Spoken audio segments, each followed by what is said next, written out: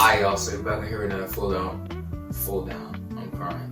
breakdown video, and this time instead of lifting or hypertrophy training, however you want to say it, I'm going to be talking about running, because obviously I'll put a clip of me running right here. I obviously do cross country, I've done track for 4 years, I run a lot. So over the years, just based off of YouTube, things I've learned, just experiencing things. These are just some things, some key things. I have 8 things here that I think are very important. If you really want to take running serious, these should all be in contention and things you should learn about and implement in your training. All right, so the first thing I'm gonna go over here is easy runs. Easy runs should be the bulk of your training, around 80% of your running volume to be specific. But if you run a shorter event like the 400, the 800, maybe even the mile, 2 mile, 5K, this might be a little bit lower and you might do a little bit more anaerobic and more tempo, high aerobic training. But overall, like if you train for a marathon, half marathon, things around that region, just overall, if you're just getting into running, easy running should be about 80% of your running mileage and just percentage. These runs should be at a conversational pace. You shouldn't be running, now you're hitting your stride and then you talking to someone and you're just gasping for air and you're just cooked. Like, no, this should be at a chill pace, not like a walk, but it should be, a brisk jog pretty much. And over time, you'll figure out what pace it is, just running and feeling it out. And like I just said, you shouldn't be wheezing and gasping for air on an easy run. You should be able to talk in full paragraphs, a full freaking storyline of conversation, a freaking full article. Obviously, you're probably not talking that much, but you should be able to hold the conversation during that easy run. The purpose isn't to see who the fastest is or gas out or red line. The purpose is to build an aerobic base. That's the whole point. You want to get time on feet and build your aerobic base. That's the whole point of an easy run. It isn't to see who's the fastest or who can run the fastest splits. You can save that for that's a whole nother conversation, but that's not the whole gist of easy runs. The purpose of easy running is, like I said, to build a base, stack bricks consistently. And honestly, if you run these hard, you won't be able to show up for your bigger workouts, so I'll get into later. But the main thing is to build your aerobic base, build your capacity, and facilitate recovery leading into your big workouts and your speed workouts. Like I said, you get some more time and miles on your legs. But because the main thing in terms of an easy run is to determine if it's a quote-unquote easy run, because easy run is subjective for person to person. A good gauge is the Math 180 method. This is kind of not take it with a grain of salt, but this is like a good range or recommendation of where you should be at. But basically, Math 180 method or Maffetone 180 method, you take 180 and subtract it from your age. So I'm 17. My max heart rate would be around my max aerobic heart rate, not my max heart rate. So my max heart rate is like, I believe, 187, but that's not really the point here. My max aerobic heart rate would be 163. So on these easy runs, it should not be anywhere. Honestly, a good range would be more 130 to 150. You shouldn't even be within 10 of 163, because if you're creeping up on it, you're probably already out of that range. So just try and take that number and be, I would say, like a range 20 to 10 below that. So for me, that'd be around 130 to 150, like I just said. But making sure you're not too close to the upper threshold, because if you get too close to it, it might be a little bit harder to bring it down. But the Math 180 is just that's my max I should be on my easy run. That's kind of a good gauge for that. Another good way to gauge your heart rate on your easy runs and your efforts is a heart rate monitor. Now, I have the Garmin 255 here as a monitor on the inside of the watch face here that goes on your wrist. Mine overall is pretty accurate, but I mean, obviously, I would take it with a grain of salt, because maybe it's more sweat under it. Maybe the climate outside, it might throw it off, or maybe it's a little bit more windy. It's a multitude of factors that could, change the data it gives you. But overall, it's a good metric. It's kind of, you look at it and you're like, okay, off of effort, you can kind of gauge how you feel. But this is a good start. I mean, in my opinion, Garmin has a good wrist-based heart rate monitor, but I wouldn't, say it's the end-all be-all. If you really want to be more Google Gadget-y, I know what I just said, but if you want to be more particular with it, I'd recommend getting a heart rate monitor, obviously, but one that's a chest strap or one that's a bicep strap. Now, a chest strap one, I know Garmin has one, I know Wahoo has one, there's a bunch of brands. That and a bicep strap, I know Course just came out with one. Those are the most accurate ones, because I mean, it's a chest strap, your heart is in this region, your heart is not in your wrist, obviously, so I mean, there's a more scientific answer to that, but I just know your heart's around here. Your bicep, I would assume it's like closer to your vein, which I'm not really sure what the bicep, but I don't want to put out any misinformation, so I'll always leave that for the burgers. But If I find something about that why it's more accurate, I'll put it right here so y'all have some actual good information, because I don't want to lie to you. But if you really want to get the most accurate data, I'll look into a chest strap heart rate monitor or a bicep strap heart rate monitor, like I just said. But zone 2, you want to be in zone 2 or a conversational pace so you can get that aerobic stimulus and build a stronger base. So easy running, make sure you run your easy days easy and your hard days, in the effort that's supposed to be there. Because if you run your easy days hard, you won't be able to show up for your harder workouts the way you should be able to. Speaking of hard workouts, second thing I'm gonna talk about is faster runs. And these runs will make up about the other 20-ish% of your training. Well, yeah, your training or your running. This includes track workouts such as 800 meter repeats, 400 meter repeats, 1K repeats, tempo runs, which are done at a moderate pace, and intervals such as fartlek runs, which means speed play, not you're licking farts. It's a weird name, but it means speed play. These are the workouts you would actually get faster, because obviously you're building in the aerobic base from the easy runs, and then you build the leg turnover and the speed from the speed workouts. But this is why your easy runs shouldn't be taken easily. Like I just said, you shouldn't be going balls to the wall on the easy run just to say I ran a 5:05 split on a 5-mile easy run. Like, bro, no. Be intentional with the easy runs so you can actually show up and hit it hard on the hard days. So anyway, other than that, the goal of these workouts is to stimulate, not obliterate. Now, I'm not saying don't go hard. Obviously, get after it, lay down some bricks, lay down some good efforts. But if you're supposed to run a 68, your first 400 split, you run a 54, you're shooting yourself in the foot, because the thing is that fatigue is going to drag you down the whole workout. Then that whole workout's going to turn into a soup sandwich. Now, you would have ran maybe 67. Like, I'm not saying you have to run exactly 68. Some days you might feel better and you might be like, all right, let's go 66. And, you'll adapt as the workout goes based off of what you think and how you're feeling and maybe what your coach is seeing. But overall, I mean, if you're like going to 52 and you're supposed to run 65, that's a no-go. That's not smart. But let's say, all right, you run 66, 66, 67, 68, 66. These are very consistent splits. You want to stay consistently good throughout the whole workout, because you're trying to be occasionally great just to, pass someone and make it look like you're the fastest in the group. It's going to come back to bite you. It does it every time. People go out too hard, and then it comes to bite them, and then the workout doesn't go. You don't really get as much benefit from it because you're trying to be occasionally great instead of consistently good, because you want to make those reps consistent so you can stay a little bit more stable throughout the whole workout. That's the main goal of the faster runs, obviously, to get some leg turnover and actually build the speed, because this is where you get faster. Obviously, the easy runs, the main thing is you're building a higher zone 2 capacity, more aerobic base. But with these, this is where you actually get after simulate race paces. You can also do them in long runs, which I'm about to get to after this. But this is where you actually, simulate race effort, simulate faster paces, and just honestly just get after it. And obviously they're fun, prepare for it. They're a big confidence booster. If you can hit your 5K pace in a workout over and over in different intervals, honestly, when you get to the actual race, that's the fun part, because you've already built in the work.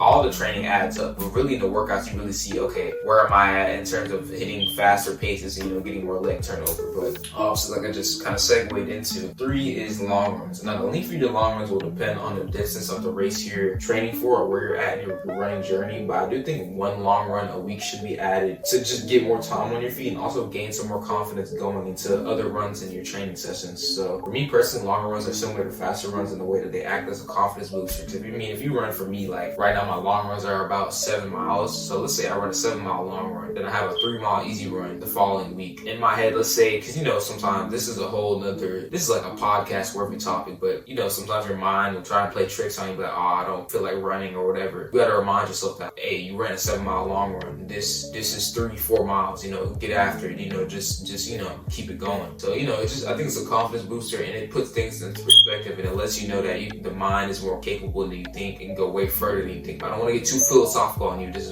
Running is a very philosophical thing for me, but that's not the purpose. I'm trying to give you all the tools to apply to y'all training. Well, mindset is too, but anyway, y'all get the point. Pretty much just acts as a confidence booster and just puts things in perspective, when maybe your mind might try and play tricks on you. But I think long runs can be ran pretty much in 3 ways. First way is just an extended easy run. So you're running at an easy effort, but it's just more mileage, so the duration and the length of it is longer. It could be a moderate progressive tempo-ish run. So let's say for me, I start at a 750 pace, and then each mile try and get faster. So let's say 750, then second mile, 740, the third mile, 732, fourth mile, 721. You see what I'm saying? It's getting progressively faster. You're negative splitting it. Now it's not to make the last lap like an all-out mile. Maybe like the last 100 meters you start sprinting. It's a progressively faster run. Then the third way, I would say to run a long run. This is more for like marathon runners. I've seen, I mean, any distance, but you can make it a workout. So let's say you have some easy miles in the beginning. Let's say you have a 2-3 mile warm up, and then in the middle you have let's say you have 3 sets of 3 mile repeats or something. And those paces are marathon pace or whatever. And then you have a 2 mile cool down then. So you have some easy miles at the beginning, race pace miles in the middle, and some cool down miles in the end. This is really good for simulating races, but also, you know, not going too OD, but you're also getting some more mileage in with the warm up and cool down miles. But I think it depends on what point of training you're in and how your training looks like during the week, like how many workouts you're doing, how many easy runs you're doing, just kind of balancing it out, and just what type of style you prefer. Because I've seen people grow from doing long runs at an easy pace. I've seen people grow from doing workout-based long runs to progressive runs. I mean, I've done progressive and long easy runs. I've seen grow from both. So I just think when you get to a certain point, your mileage is at a certain point, a long run should definitely be added because it adds more time on feet. It's a big confidence booster, it puts things in perspective, and it can also simulate race paces, and you can add some faster paces in there too on top of the longer distance. So long runs, I think, is pretty important, especially if you're doing long distance running. Fourth thing I want to get into is running mileage. Now, this will vary person to person, but the main thing here is not to ramp up mileage too quickly, because the main risk of ramping mileage up too quickly is a risk for injury. Because if you think about it, let's say, I think it's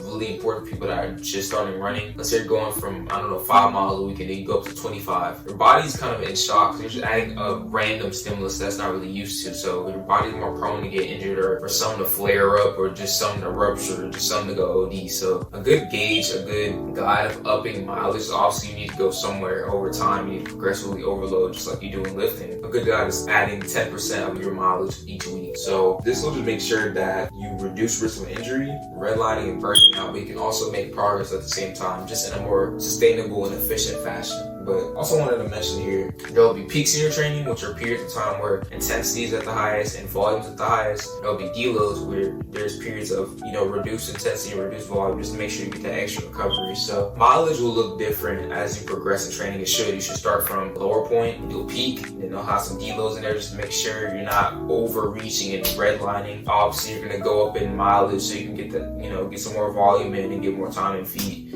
Just get that extra stimulus, but just make sure that I think the main thing here in this section is just to not go too overboard with the mileage when you're ramping it up, because if you do, it'll do more harm than good, and you'll be taking way too many steps backwards, and you will not be taking as many steps forward. So I just think be around the 10% range of upping mileage per week, and just make sure you're aware of that when you're adding mileage, because if you're not, it could bite you back later down the line. So that's the main thing I want to get across with mileage. But mileage, I also want to highlight that mileage will look different as you progress. But anyways, enough about mileage. Fifth thing I want to go into is fueling and nutrition. And the main thing I hear from runners is, especially runners that run in the morning, they just don't like eating in the morning because, maybe they don't like breakfast or whatever, but you gotta fuel your performance. If you're not fueled, especially for these big workouts, you will bonk and you won't be able to hit the paces and the efforts that you're trying to hit. Your glycogen stores are not topped off going into that session, so your body doesn't have the right amount of carbs and energy, and it's just not primed to go into that session, So if you fail to fuel properly with adequate carbs, fats, protein, antioxidants, all the whole nine, and electrolytes, especially carbs and electrolytes, you will bonk, like I just said during training sessions. And the steak it obviously doesn't have to be a full course meal. Like, it doesn't have to be overnight oats or eggs and toast or whatever the case may be. It could just be a banana. Like, if you're going for an easy run, for an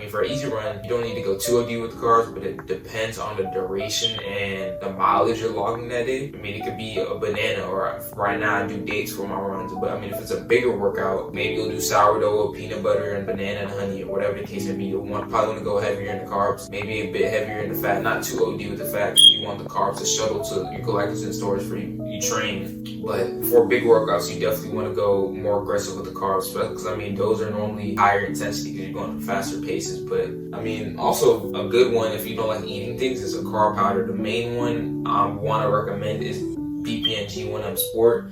I haven't bought it yet, but I'm getting it for Christmas, so maybe I'll do a review on that and let y'all know what I think, because I think I prefer that, because I noticed with dates, just me personally, they sit good in my stomach, but I can kind of feel them in my stomach personally. I'm not trying to get too TMI, but I would prefer a carb powder, so maybe I'll do a review on that, let y'all know what I think. But a carb powder, if you don't like eating, you can put it in a shaker bottle, probably mix your electrolytes in there too, maybe some creatine if you have that, mix it up, drink that, and you'll have like 20 to, because because I know it's 20 grams of carbs per serving. So if you have a bigger workout, maybe you do 40 with maybe a bar or a banana. So I think it just depends on the duration and the intensity and how much you sweat, obviously, but fuel your performance. If you don't fuel, you will bonk in your training. I'll kind of go over carbs and electrolytes real quick. Carbs are your fuel source for your runs and promote recovery after you're done training. And electrolytes are mainly a source of sodium, which replenishes the salt and sodium you've lost in your sweat during the training. So I think that's very important. I mean, I think people kind of get the gist of that, but just make sure you're topping off on your glycogen stores with carbs and making sure you're getting enough electrolytes. Obviously, starting to get, well,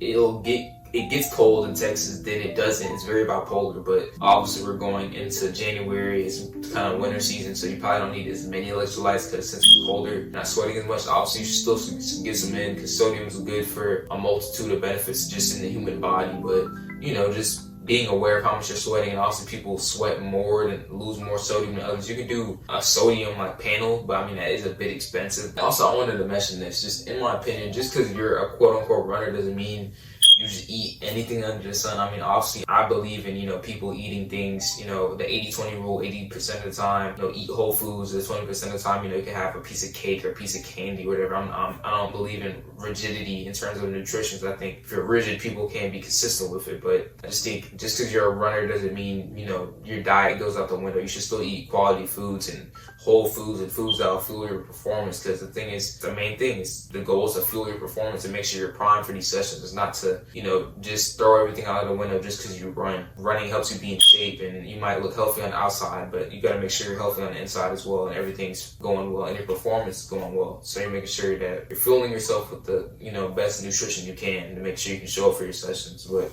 sixth thing I'm gonna go into is strength training. Well, I mean, obviously the thing with hybrid training now, like Nick Bare, Luke Hopkins, Nathan French, like all the BPN guys, like it's been completely myth busted and just thrown out the window. You can obviously build muscle and strength train while running. I mean, it's completely obvious. These dudes are tanks, and Nick runs like a 2:39 marathon, so this is pretty apparent. But obviously, the main thing here is to ensure that you're eating enough calories and protein to recover from your runs and your lifts. I mean, if calories, protein, and the overall quality of your diet is in check and your effort levels are in check, you know, from your running and your lifting, then you should be good to go. I mean, the main thing here is protein and calories. If those two are in check, you can build muscle, you know, maybe maintain muscle, whatever the case may be. Obviously, you can lose weight because, you know, running can easily put you in a calorie deficit if your calories are in check. You can easily build muscle and lift and run. It's just, are you eating enough calories and are you eating enough protein? Maybe throw some creatine in there, and honestly, you're straight. But another good thing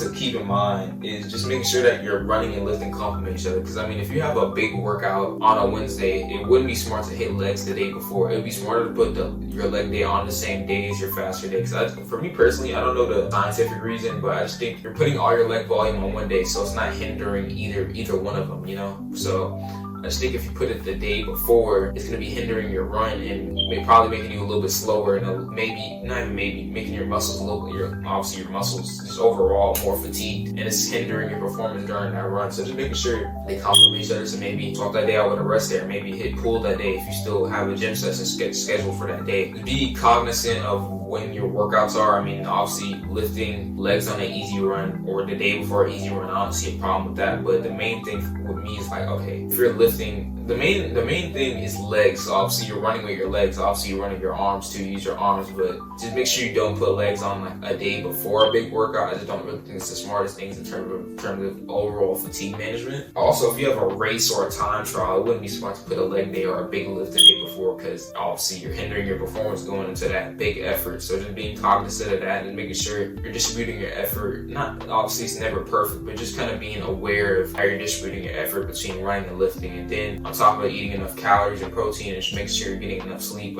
which I believe I'll get into in the next section, you should be straight. But strength training will not make you too bulky or whatever people say are too jacked, or I don't know. The main thing with strength training is that it reduces risk of injury. Just making sure that your muscles are strong, that you're stable, that you know you have stability, and make sure that you can make it through your runs and just be a strong runner.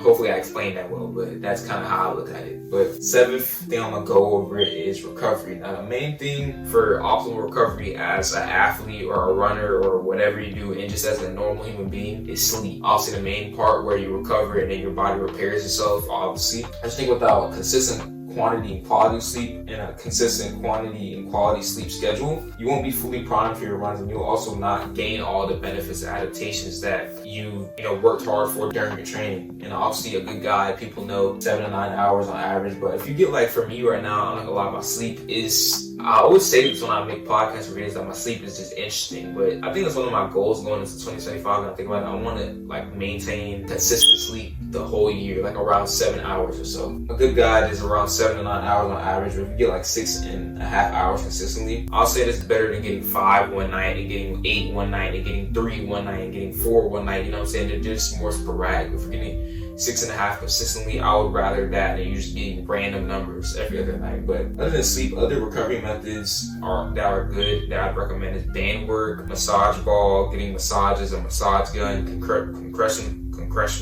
What is a compression? I said it again. Compression boots. I forgot to speak English for a second. Oh, almost forgot the most important one right here. Foam roller. This is my best friend. If you don't have access to like a PT, a personal trainer, or like an actual massage or massage gun, this is your best bet alongside the like lacrosse bar, massage ball. These are all good options, and the most cost effective ones in my opinion, not even my opinion, because the numbers don't lie.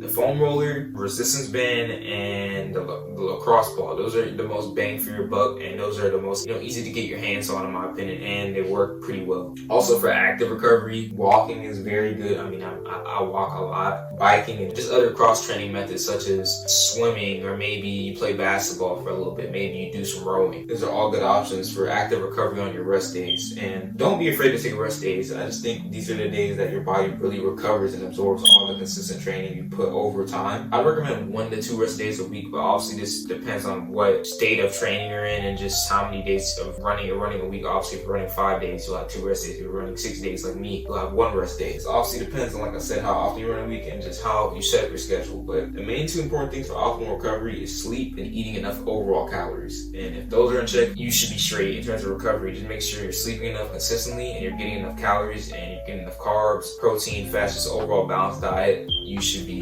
good to go. The last thing I got here before I let y'all go is running accessories. And the main thing of running is it's a low barrier for entry sport. I mean, honestly, I could run outside with shoes on, maybe some socks, some shorts, no shirt. Technically, I don't need a watch, but it's very useful. But it's a very low barrier for entry activity. So that's why I think it kind of invited me in alongside it. It's just so subjective from person to person. It's so individualized. Your times, your paces, your efforts, just everything's so tailored to you as a person. So obviously there's a few caveats to this and things I would highly recommend. First thing is obviously this thing right here, GPS watch. This tracks all of your running mileage, your splits, your paces. You can even put workouts in. So like let's say I have a workout, I have 12 by 400 meter repeats. I can put the pace I'm aiming for, and then the rest I quickly structure the whole workout, and it'll carry me through everything. Shout out to Nick Bear for putting me on that. Walks you through all your workouts, and sure, like I said, you're hitting the paces and the efforts and the splits you're trying to hit. Another thing I'm getting ahead of myself. Some good brands I would recommend: Garmin, like I have here, and Coros.